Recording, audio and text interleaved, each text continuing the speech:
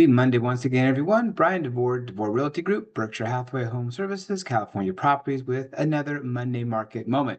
And in this Monday Market Moment, we're going to ask the question, are you ready for a 3D printed home? Yes, they are printing 3D homes. We'll talk about that in just a moment. Let's first look at the latest stats right now. We have 4,938 homes for sale throughout the county. It's a big increase of almost 200, but we're getting close to that 5,000 mark again. It's been a while since we've been there. Median list price of those homes, $950,000, going up. Average days on market, 47. Pending sales, 2308, also higher than the week before, but only by 34. Median list price, $895,000, going down. Average days on market, 31. Months of inventory also going down, 2.77. So we are seeing more in the seller's market category, further down from 3 months. Last week, we saw 938 homes come on the market. It's an increase of 104 versus last week. This is the time of year where we typically do see more homes coming on the market. Median list price of those homes, $986,950. New pendings, 416, 33 fewer than last week. Wasn't expecting that. And we'll talk about why in just a moment. Median list price, $875,000, lower than the week before. No change in the average days on market, 26. New pendings listed within the last week, 27. Within the last 2 weeks, 172. So 6% of homes sold in a week or less, 41% sold in 2 weeks or less. So that's a welcome sign. How many homes closed escrow last week? 395. It's an increase of 33 versus last week. It's one of the reasons why months of inventory went down. Median list price, big jump, $979,000. Median sales price, also a big jump to $975,000. Average days on market, 30. Least expensive sale was in Julian, $180,000. For the second week in a row, Del Mar had the most expensive sale, $10,950,000. Here's a chart showing new actives and new pendings and new closed sales. So a couple of weeks ago, we saw a drop in the number of new listings, but then last week it went right back up again, almost on the same, other than 2 weeks ago, sort of the same trajectory as the weeks prior. But we didn't expect to see pendings go down because interest rates have been staying lower. So we thought that pendings might be increasing, but they actually went down week over week. Number of closed sales higher than it's been in quite a while. That's a good sign. Again, the median list price to median sales price much higher than it had been for, again, just that week of homes that closed. We'll see if that continues in the closings for next week.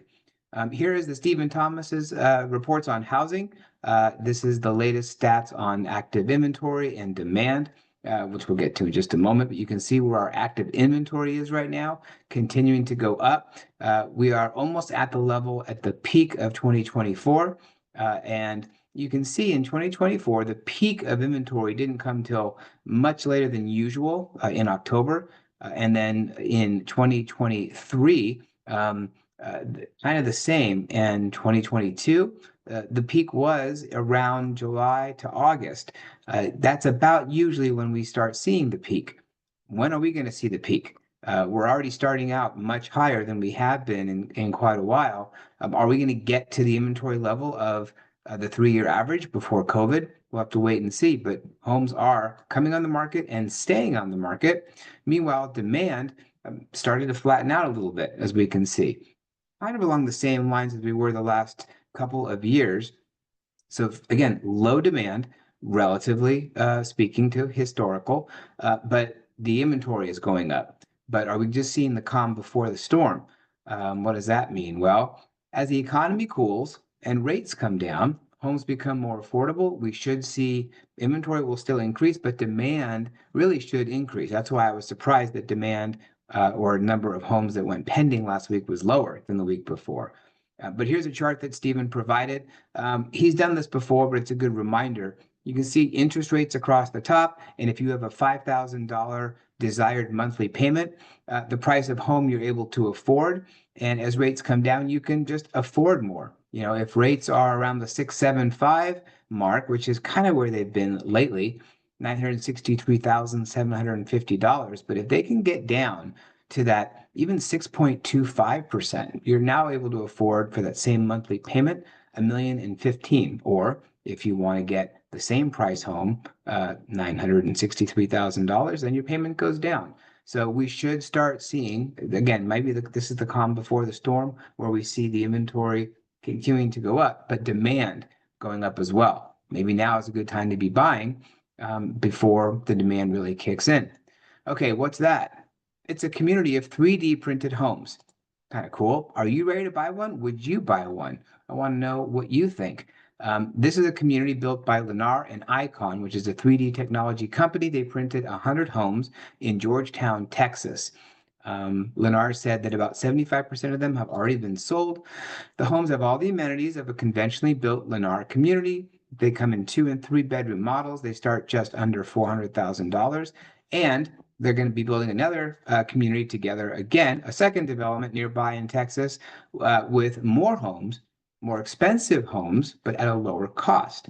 So they're learning how to do this, getting better and better. Would you buy a 3D printed home? I'd love to know. Let me know. Send me an email, send me a text. Meanwhile, you can go ahead, scan the QR code to track your home's value.